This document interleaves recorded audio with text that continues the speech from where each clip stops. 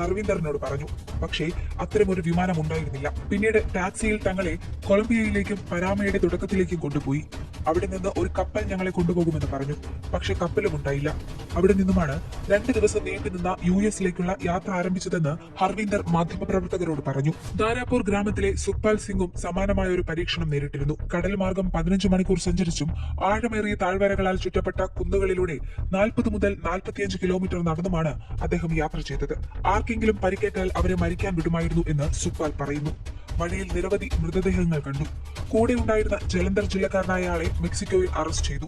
US അതിർത്തി കടക്കുന്നതിന് തൊട്ടു മുൻപായിരുന്നു ഇത്. തുടർന്ന് 14 ദിവസത്തേക്ക് ഇരുണ്ട സെല്ലിൽ പാർപ്പിച്ചു. ആ സമയം ഞങ്ങൾ ഒരിക്കലും സൂര്യനെ കണ്ടിട്ടില്ലെന്ന് സുഖ്പാൽ പറയുന്നു. തന്റെ അനുഭവത്തിൽ നിന്നും തെറ്റായ വഴികളിലൂടെ വിദേശത്തേക്ക് പോകാൻ ആരും ശ്രമിക്കരുതെന്ന് കൂടി സുഖ്പാൽ അഭ്യർത്ഥിക്കുന്നു.